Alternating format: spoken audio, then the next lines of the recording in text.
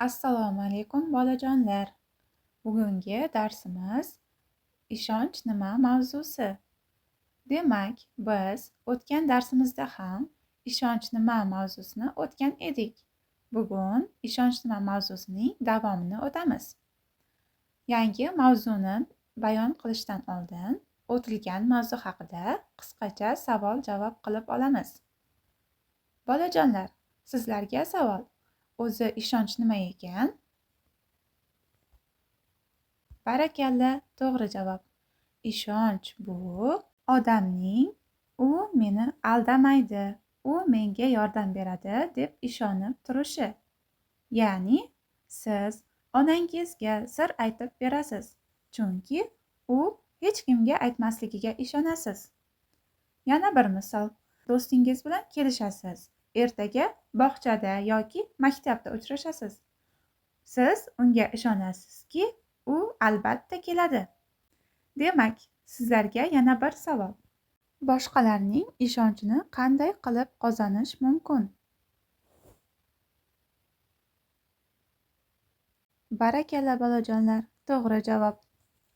Biz boshqalarning ishonchini ularga yordam berib, rostgo'yligimiz, halolligimiz orqali qozonamiz. Endi esa yangi mavzumizga o'tamiz.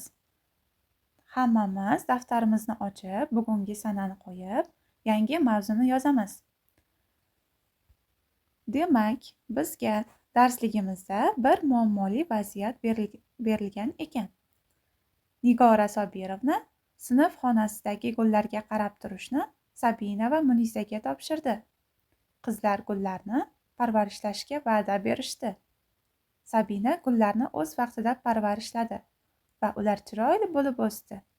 Munisa gullarni sug'ormadi va ular so'lib qoldi. Endi bizga bu vaziyat orqali nima demoqchi? Shu savollar orqali biz bu savollarga javob topamiz. Birinchi savol: qizlar va'dalarini bajarishdimi? Nima uchun? Ikkinchi savol: qizlardan qaysi biri ishonchini oqladi? Uchinchi savol: qanday qilib ishonch qozonish mumkin? Sinf o'qituvchisi qizlarga gul sug'orishni vazifa qilib beribdi. Ammo bitta qiz o'z va'dasida turibdi, bitta qiz esa o'z va'dasida turolmabdi.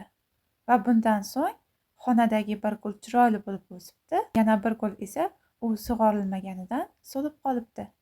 Demak, biz o'quvchilar o'qituvchiga vazifalarni bajarayotgan vaqtimizda va'da berdikmi, uni qo'limizdan kelguncha bajarishga harakat qilishimiz kerak. Endi keling o'quvchilar, biz sizlar bilan mana shu vaziyatni jonli tarzda sahnalashtiramiz. Ya'ni ijodiy teatr metodi orqali hikoyani sahnada aks ettiramiz. Nigora Sobirovna uchun yana bir obraz, Sabina va Munisa uchun yana ikkita obraz kerak. Qani, doskaga kim chiqadi? Barakalla. Doskada ushbu hikoya sahnalashtiriladi. Endi o'quvchilar guruhlarda ishlash orqali quyidagi jumlalarni bir-biriga moslashtiramiz. Biz bu jumlalarni bir-biriga moslashimiz kerak. Ya'ni hayot va ishonchni faqat bir marta yo'qotadilar. Ushbu jumla bir-biriga mos. Ishonchni yo'qotsangiz, hech narsa bilan qaytara olmaysiz. Bu jumlalar esa bir-biri uchun mos. Endi biz buni daftarimizga yozib qo'yamiz. Bolajonlar, zerikib qolmadikmi? Hammamiz o'rnimizdan turib, joylashib olamiz. Bolajonlar, ushbu raqsni biz bilan takrorlang. Qo'llar yonga, tepaga, qimirla chapga, o'ngga. Qo'llarni ko'tarib, aylanib sakra. Qo'llar yonga, tepaga, qimirla chapga, o'ngga. Qo'llarni ko'tarib, aylanib sakra. Chaqaroq. Qo'llar yonga, tepaga, qimirla chapga, o'ngga. Qo'llarni ko'tarib, aylanib sakra. Qo'llar yonga, tepaga, qimirla chapga, o'ngga. Qo'llar qo'llarni ko'tarib aylanib sakra.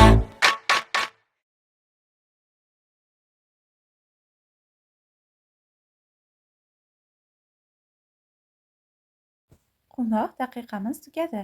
Bolajonlar hamma joyiga joylashib o'tirib olsin. Endi biz ishonch mukofoti metodini qo'llaymiz. Har birimiz do'stimizning eng ijobiy xususiyatini yozamiz. Mening ishonchli do'stim nominatsiyasiga har bir o'zimiz ishongan do'stimizni ismini yozamiz. Darsimiz shu bilan tamom bo'lyapti.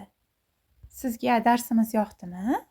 Endi darsligimizdagi mavzu oxiridagi berilgan smayliklarni to'ldirib qo'yamiz.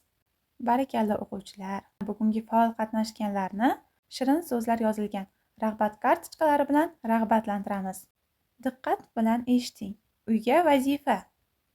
O'ylab ko'ring va gaplarni to'ldiring. Endi men bo'shliqni bilib oldim. Endi men bo'shliq qilaman. Endi men bo'shliq qilmayman. O'quvchilar, bo'shliq berilgan joylarga biz kerakli so'zlarini to'g'ri topib, joylashtirib yozib kelamiz. Uyga vazifamiz mana shu